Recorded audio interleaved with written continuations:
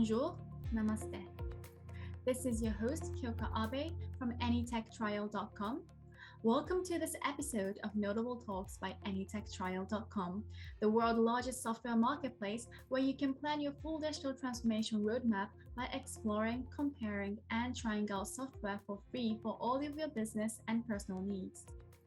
Today we have with us Genie Sugene Gan, Head of Public Affairs and Government Relations for Asia Pacific region at Kaspersky. Welcome to the Notable Talks, Genie. Let's get started with our session for the day. Here's my first question for you. The big challenge: transparency, privacy, ethics, and laws. The world adapted to the digital medium very quickly because it offered convenience and also became the need of the hour course of the pandemic.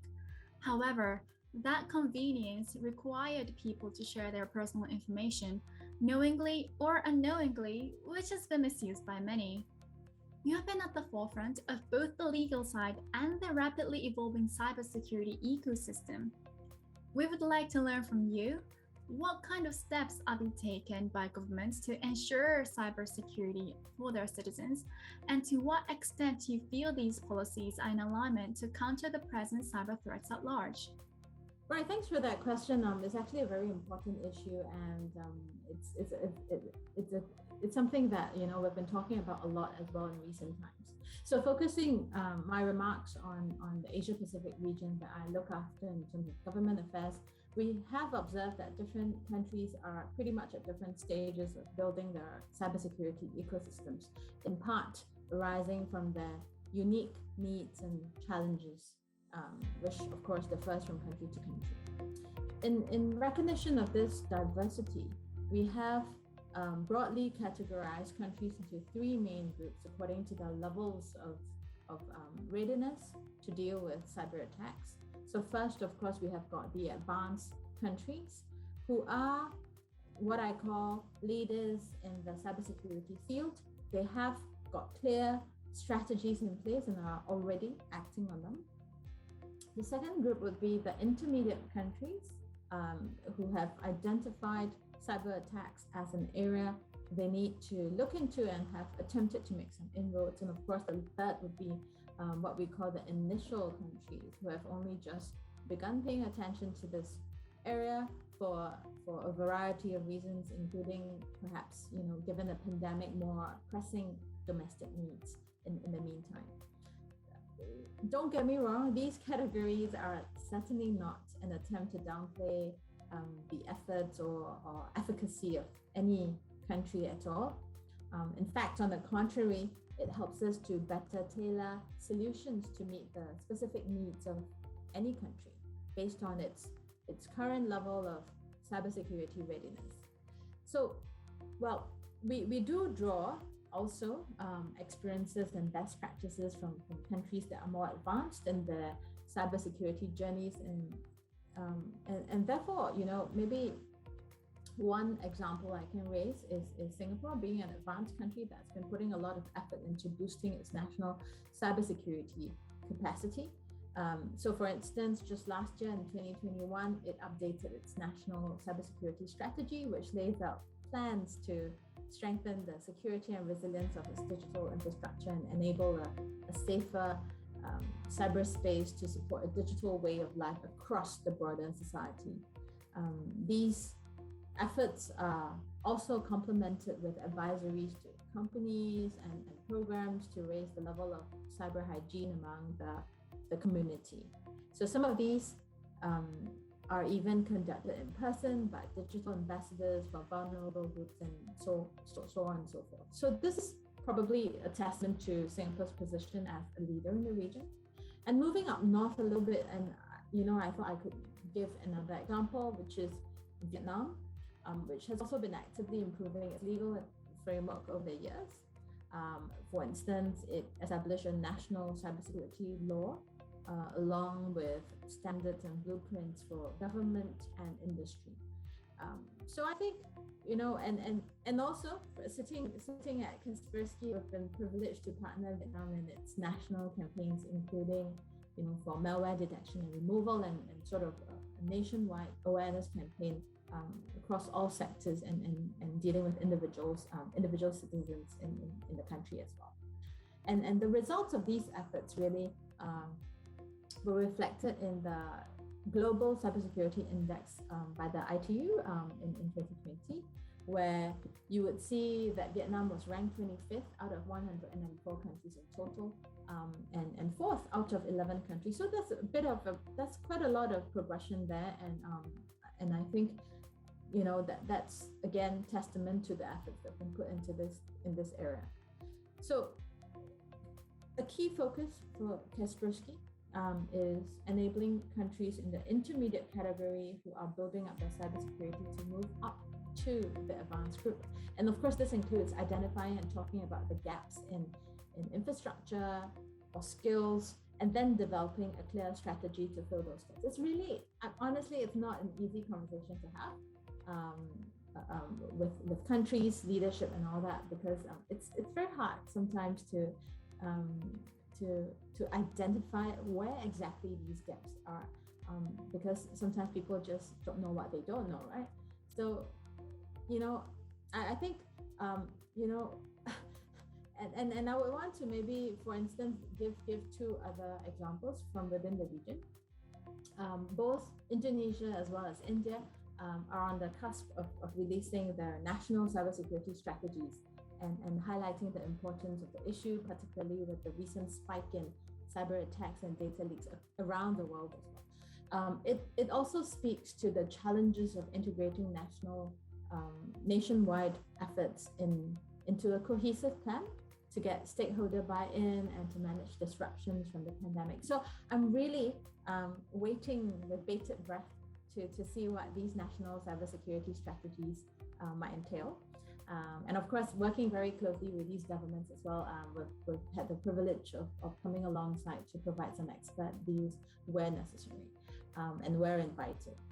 So in parallel to releasing their strategies, of course, we've noticed, that India and Indonesia are both making great headway in building the cybersecurity skills of thousands of government officials and companies in critical sectors, and we're pleased to have been supporting some of these efforts to build cyber capacities as well. So against the backdrop of everything that I've sort of painted, and I thought that could help set the tone and the context of our discussion today. Pandemic, geopolitics, government organizations, critical sectors, and all that being natural targets for a whole array of cyber attacks. It is pivotal for countries to really build cyber capacity and continually update their knowledge and skills given the evolving landscape. And such progress, of course, we all know, does not come about in just a day or overnight. It's a product of many people chipping in, long-term efforts by the central government and local authorities to formulate sound legal and policy frameworks, coupled with, of course, decisive action on the ground to protect the national critical information systems. So my final point, really, just also wanting to tie back to your very specific question. Yes, there have been steps of varying extents taken by governments depending on their levels of maturity or states of development to ensure a policy framework is well in place to enable cybersecurity for their citizens, for their enterprises, for their industries and sectors. But to me, that is not the end of the problem. Being able to align policies to counter present-day cyber threats is not enough, because new cyber threats are emerging every day, even as we're speaking. As our CEO, Eugene Kaspersky, had said recently, we discovered about 380,000 new malicious files daily over the past 12 months in 2021. And this is reflecting growth of 20,000 compared to the previous year. So it's a continual effort to design and adapt policies to ensure their alignment to counter the ever-changing cyber landscape and to handle new threats of tomorrow.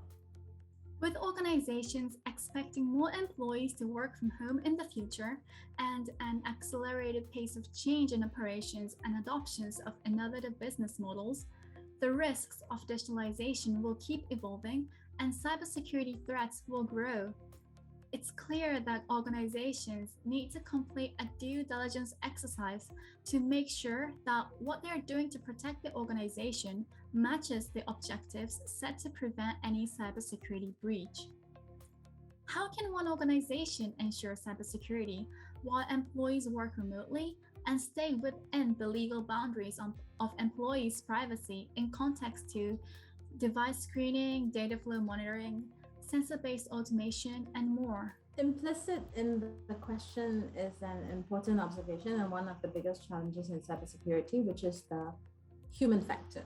You and me and everyone else, right? Based on our survey of 6,000 workers around the world, at least 73% of respondents said that they were not provided with cybersecurity awareness training when they started working remotely, when the COVID pandemic started. So many also revealed that they increased their usage of online services that were not approved by the IT departments, such as video conferencing, which I think 70% of the respondents said that, video conferencing, and 60% said, instant messages or file storage services were some of the online services which they started using, which were not approved by the IT departments. So there are actually more than 80% of cyber incidents caused by human error alone, which arise due to a multitude of factors, of course, lack of awareness, perhaps complacency, carelessness. But the big question is, what should organizations do about it? Because we know the problem, that's one thing. Doing something about it to solve it is really the point, right? So organizations really, I think, can adopt a range of measures that are widely available. First, maybe to increase the visibility of the IT or security team. That helps a lot in communication within the organization in terms of the importance of these security issues. And of course, secondly, establishing dedicated cybersecurity policies and guidelines within the organization. And thirdly, imposing key data protection measures, including switching on password protection, encrypting work devices, ensuring data is backed up, and updating the latest patches.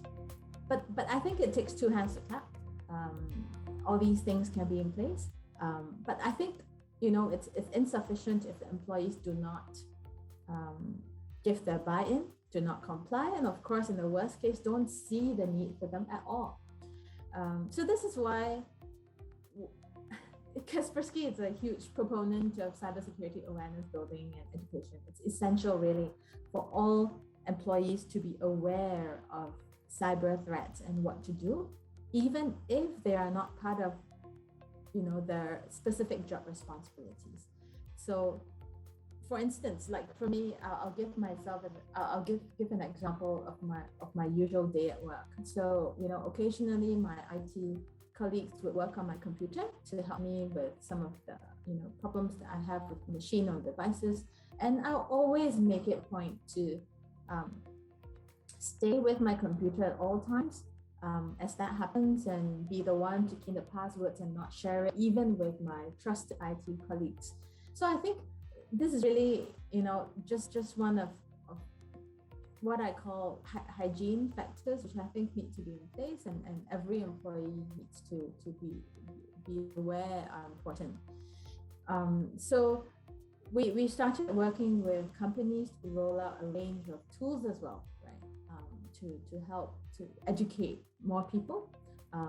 Tools like gamified assessments, that evaluate an individual's level of cybersecurity awareness, and to tailor learnings based on that to simulated-based exercises for employees to practice responding to a cyber attack in real time, so that they can be prepared if a real one occurs. I hope not, but if at least if one does, at least people know what to do. And the key intent is really to keep the individual engaged so that learning is maximized, And lastly, I think I would just say one final word on culture. Culture goes a long way.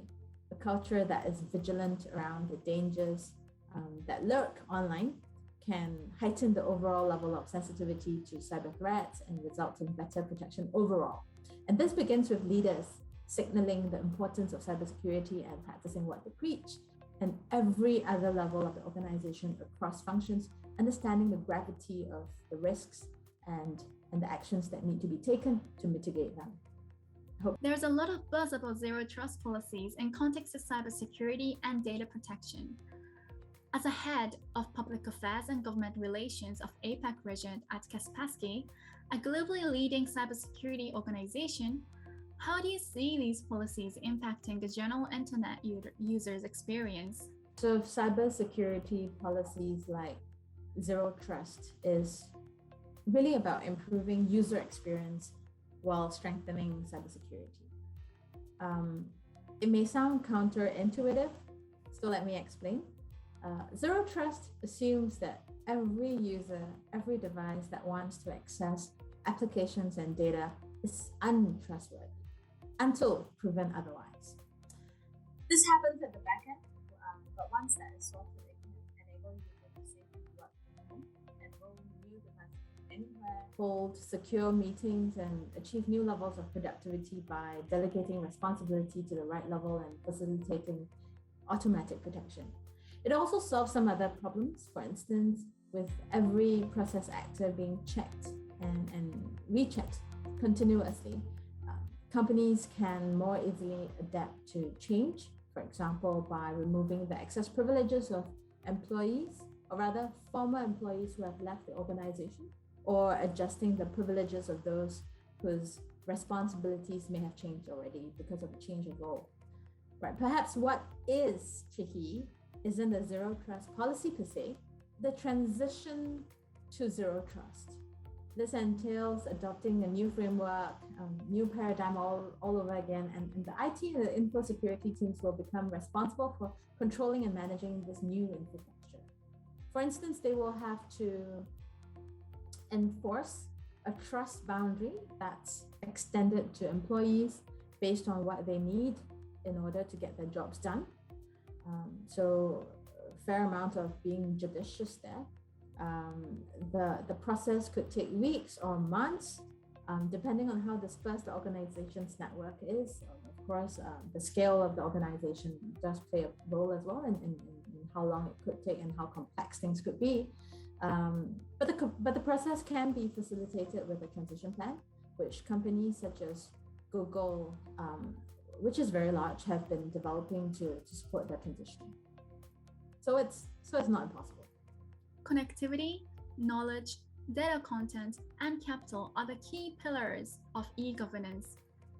As we look towards 2022, with the evolving landscape of the cloud infrastructure and digital transformation, organizations are now in better position to understand the impact of large-scale remote working on productivity, engagement, and well-being.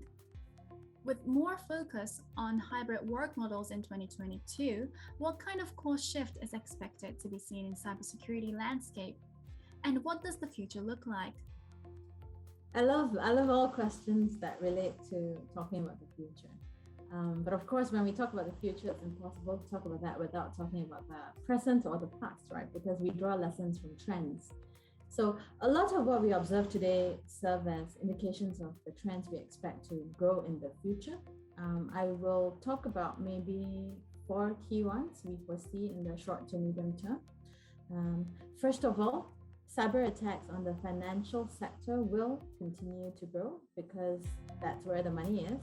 And therefore, cyber attackers tend to follow where the money goes, right? We expect targeted cryptocurrency to grow, as cryptocurrency is a digital asset and all transactions take place online. It offers anonymity to users, and these are attractive features for cybercrime groups.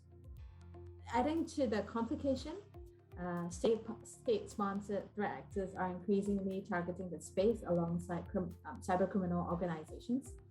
Kaspersky researchers have already witnessed APT groups rising to attack the cryptocurrency business aggressively, and we anticipate that this activity will continue. And of course, to top that off, we are likely to witness the growth of attacks against payment systems and more advanced mobile threats such as mobile banking Trojans for the Android platform that can circumvent current security measures adopted by banks.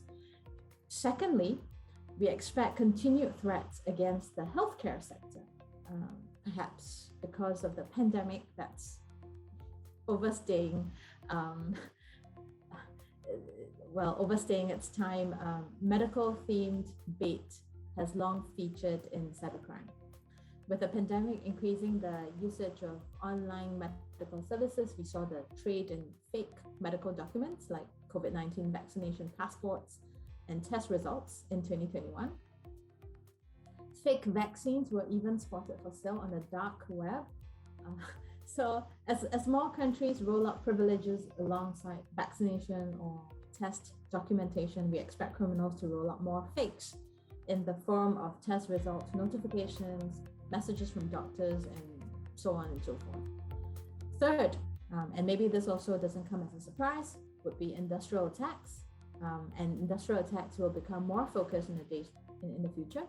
In many parts of the world, a rapidly snowballing trend is laser-focused attacks, particularly on industrial computer systems.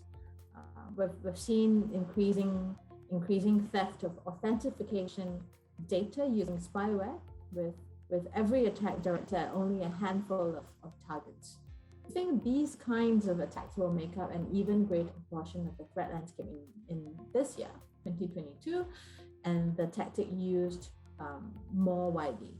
These attacks show why industrial shop floors must be protected, as industrial Internet of Things devices are easily overlooked and often vulnerable.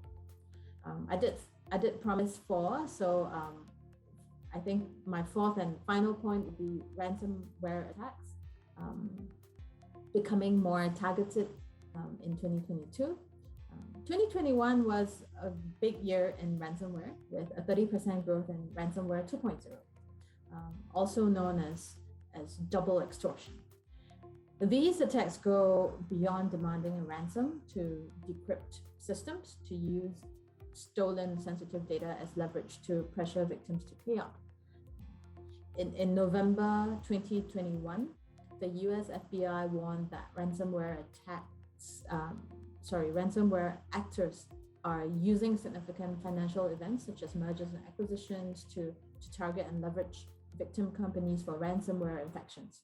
In these circumstances, any leaked information could have devastating consequences, making victims more inclined to pay ransoms. So in 2022, in this year, we expect this type of extortion to become more common. And of course, regular high-quality cybersecurity training for all staff is one of the best ways of avoiding falling victim to ransomware. And I think it's important for me to also mention that Kaspersky is one among several organizations behind the No More Ransom initiative, providing free decryption tools and advice for ransomware victims. So I hope that that initiative will be of help to people at large. From an advocate and solicitor of the Supreme Court of Singapore for a decade, to head of public affairs and government relations for APAC region at Kaspersky, we would love to learn some insights about your experiences and motivation behind this journey. Well, a part of my training had been that of a lawyer. I was also an entrepreneur who then went on to spend several years in government service and of course now in Kaspersky. So every phase of my life offered something different for me, and collectively they made for a great set of career experiences for myself. I always advise people, especially the younger ones whom I mentor, to live life curiously. So it was curiosity that really led me to join Kaspersky, to join the tech sector, and in particular cybersecurity. the challenge of applying all the skills that I take with me, whether it is my legal knowledge and understanding of policy, people and leadership skills, critical and strategic thinking skills, or experience in working in a government, and of course also having worked with many other governments in a multilateral setting. They've all come in very handy for me now. What should be the steps taken by SMB users to safeguard their businesses from ransomware? A lot of people actually would think that small, medium enterprises would be the last ones to be targeted for any cyber attacks of any sort. But really, I think that can't be further from the truth. In fact, in 2020, Kaspersky found that the average cost of a data breach for small, medium enterprises, or SMBs as we call it, was about 101,000 USD. So attacking smaller businesses can still be attractive for cyber criminals because they believe that big businesses are more likely to have cutting-edge security and are harder to breach. Big businesses might be a lucrative target, but also more challenging to tackle. So most cyber criminals are really opportunists, right? They go after money, yes, but they also prefer to go after easy money.